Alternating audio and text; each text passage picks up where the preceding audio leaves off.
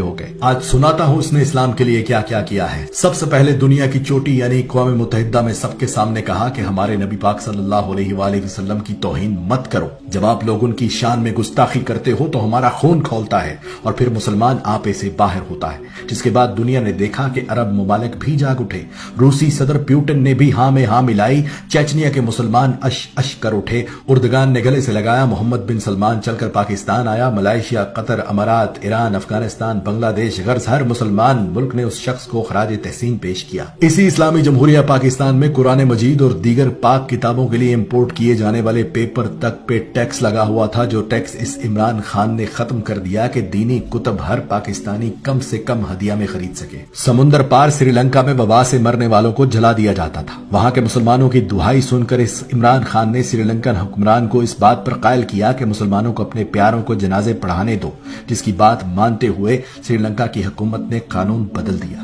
سرور کائنات کی ولادت پر درود و ذکر مصطفیٰ اور اسمبلیوں میں چراغاں کر کے اس وطن کی فضاؤں کو حضور کے ذکر سے معطر کر دیا۔ رحمت للعالمین اکیڈمی بنا دی کہ جس میں علماء اکرام کو شامل کیا اور کہا اس قوم کے بچوں کو نبی پاک صلی اللہ علیہ وآلہ وسلم کی زندگی پر چلنا سکھائیں۔ اسکولوں، کالجوں، یونیورسٹیوں میں قرآن پاک اردو میں پڑھنا لازم قرار دے دیا کہ اس کے بغیر ڈگری بھی نہیں دی جائے گی۔ ایاک نعبد و ایاک نستعین کا ورد کرنے والے اس عمران